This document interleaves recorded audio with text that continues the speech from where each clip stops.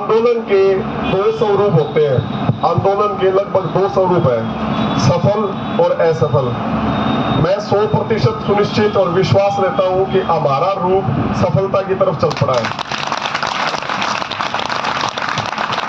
जब भी कोई आंदोलन शुरू होता है उसकी कोई गारंटी नहीं होती कि वो सफल होगा।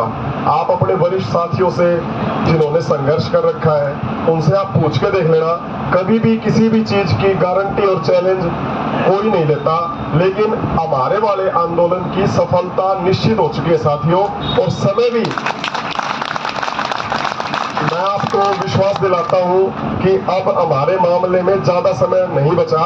हमने लगभग ये मान लो उस आखिरी सीढ़ी पे कदम रखने को जा रहे हैं। जो अगली मीटिंग होगी या उसके लगातार जो सी भी मीटिंग होगी उसमें हम अपनी इज्जत के साथ अपने दफ्तरों में लौटेंगे साथियों। आप नए कर्मचारी साथी, मैं भी देखो एक चीज है, ये 2.5 साल के अंदर चीज ना विक्रांत की वजह से शुरू हुई, ना प्रदीप भाई साहब की वजह से शुरू हुई, ना मोहित की वजह से, ना संदीप की वजह से, ना किसी और साथी की वजह से। ये चीजें हमारी 2023 में लिखी हुई थी कि भाई एक ऐसा वर्ग जिसका 50 साल से किसी ने भी आज तक उसके ऊपर कोई भी नजर नहीं रखी, उसके ऊपर कोई भी ध्यान नहीं दिया। अच्छा बोल रहे थे, उसके ऊपर कभी भी किसी ने कोई नहीं ध्यान दिया। सेकंड मीटिंग के अंदर वो बोले कि FPL 2 से सीधा 6 में ले जाना पॉसिबल नहीं है। उन्होंने हमारी मांग को गलत नहीं बताया, लेकिन उन्होंने क्या कहा कि FPL 2 से सीधा FPL 6 में ले जाना पॉसिबल नहीं है।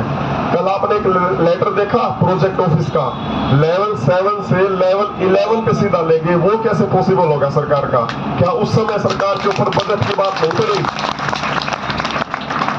एक बात बहुत अच्छी बात है साथियों कि सरकार हमारी मांग को गलत नहीं कह रही, वो अपने ये दावे प्रस्तुत कर रही है कि हमारे पास बजट की दिक्कत है, या फिर आपकी मांग के पश्चात इतने पुलिसकर्मी जो साथी हैं उनकी हमें चीजें बढ़ानी पड़ेगी, या ग्रुप सी के अंदर जो इस स्तर के अंदर पोस्ट के अंदर है उनकी बढ़ानी पड़ेगी।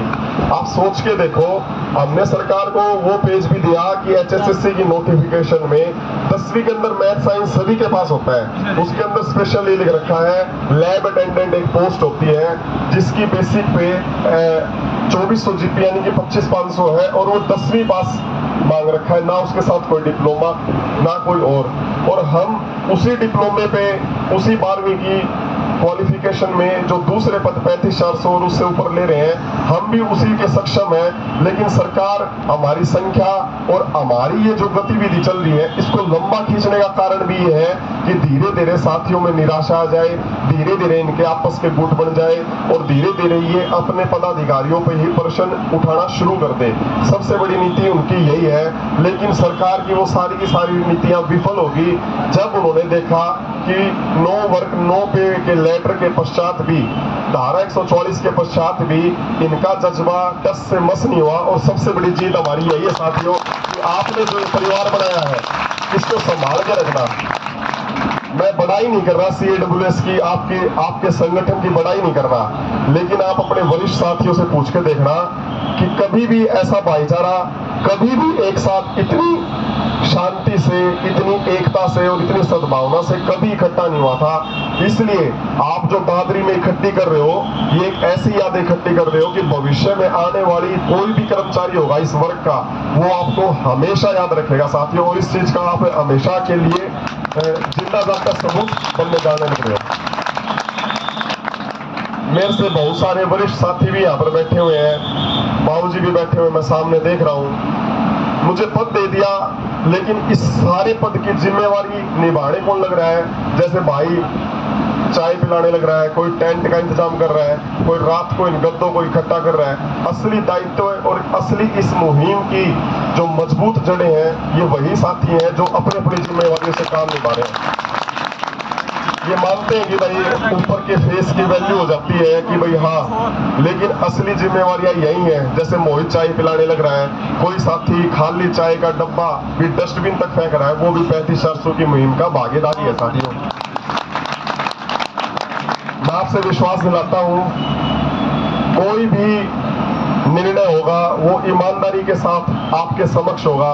हम सभी कर्मचारियों की बिल्कुल भी नजर नीचे नहीं गिरने देंगे। सभी को अपने अपने कार्यालय में इज्जत के साथ जाएंगे साथियों। और 50 साल की जो 50 साल की जो हमारे साथ एक रुकावट बनी हुई थी, इसको सरकाने में इसीलिए समय लग रहा है क्योंकि इतनी पुरानी बीमारी है और पुरानी बीमारी को काटने में बहुत जोर लगता है साथियों।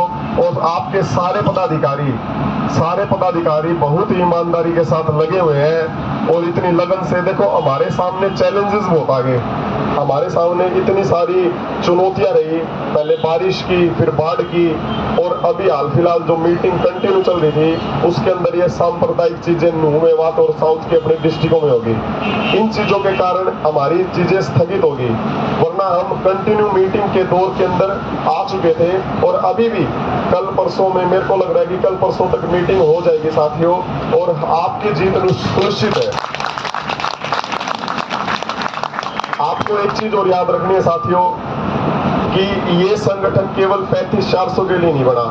पहली मांग हमने 35-400 जरूर रखी है, लेकिन आगे आने वाली कर्मचारियों की जितनी भी समस्याएं हैं उन सभी समस्याओं को सुलझाने का काम आप सभी साथियों के द्वारा होगा। क्योंकि ये जो पद है ये कोई अमर पद नहीं है कि विक्रांत को मिल गया तो विक्रांत के पास रहेगा, प्रदीप जी को मिल गया तो प्रदीप जी के पास रहेगा। आने वाले समय में आप ही